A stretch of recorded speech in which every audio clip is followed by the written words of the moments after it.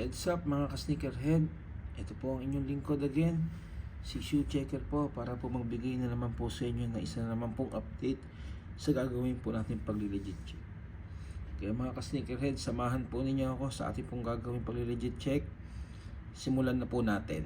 So let's go. Mga ka-sneakerhead, ang ating pong gagawin pagli-legit check po ay nanggaling po kay Sir Kidi Espanyol po. Ang kanyang pong pinapalegit checks, ang kanyang pong pinapalegit check po sa atin ay Nike Dunk Low QS po. Kaya simulan na po natin i-save muna para madali siyang i-upload.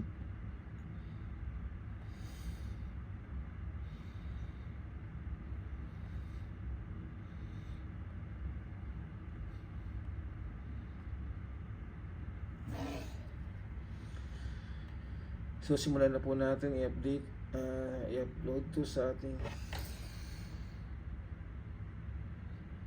Shoe Checker po.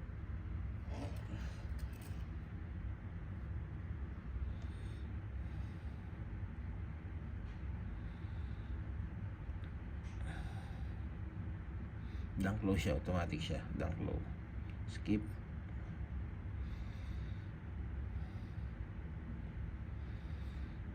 Pa mga ka-sneakerhead,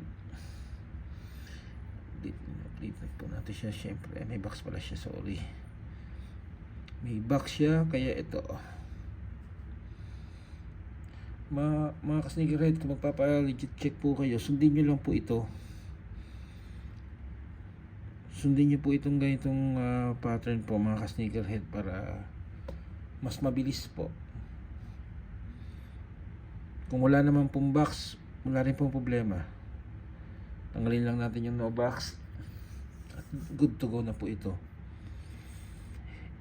Lagi nyo po tatandaan mga ka-sneakerhead, ito po yung libre, wala pong budget. Ay pong ginagawang pag-legit check po.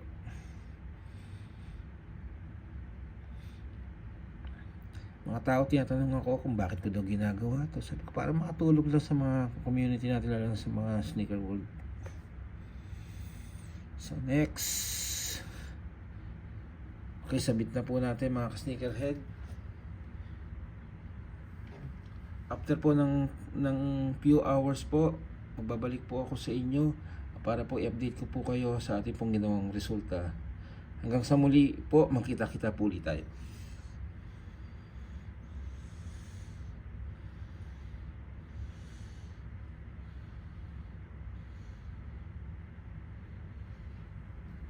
Welcome back mga ka-sneakerhead. Ito po ang inyong lingkod, si Shoe Checker po, para i-update po kayo sa ating pong ginawang pagli-legit check po sa sapatos po ni Sir Kidi. Ito po, Sir Kidi po, nagpadala po siya para po humingi siya ng tulong na magpa-legit check po ng kanyang ng sapatos po.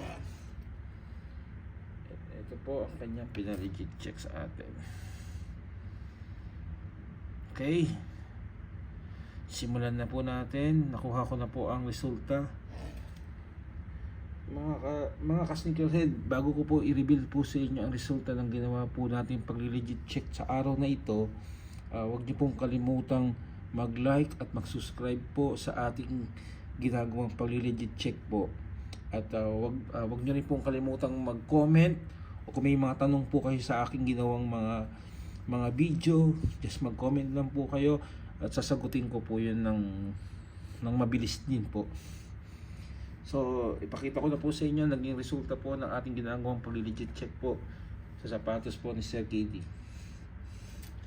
Congratulations sir, ang iyong shoes po ay 100% po siyang legit. Sir Kidi, kung plano po ninyong i-bilhin or ibenta ang sapatos na to, ay good to go po ito. 100% po siyang legit. Wala po kayong dapat alalahanin sa sapatos pong ito. Or kung Kung ito po yung pag-aari na po ninyo, congratulations po, at napakaganda po ng sapatos nyo, at isa po siyang 100% legit po.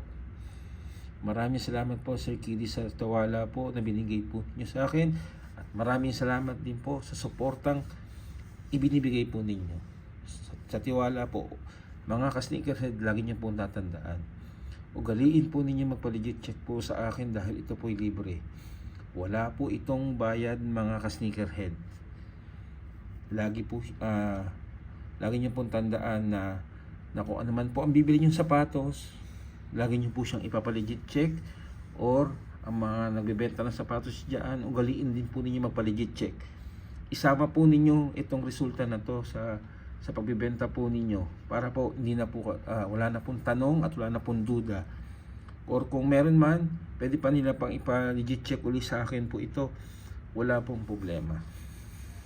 Lagi niyo pong tatandaan, mga ka-sneakerhead, lagi po kayong mag-iingat at lagi po kayong maging due diligent po. Kasi po nagkalat po ang mga peking sapatos po ngayon. Hanggang sa muli po, Sir Kiddy. Salamat po sa suporta. Hanggang sa muli po. Magkita-kita po ulit tayo. Salamat po ng marami at mag-ingat po kayo.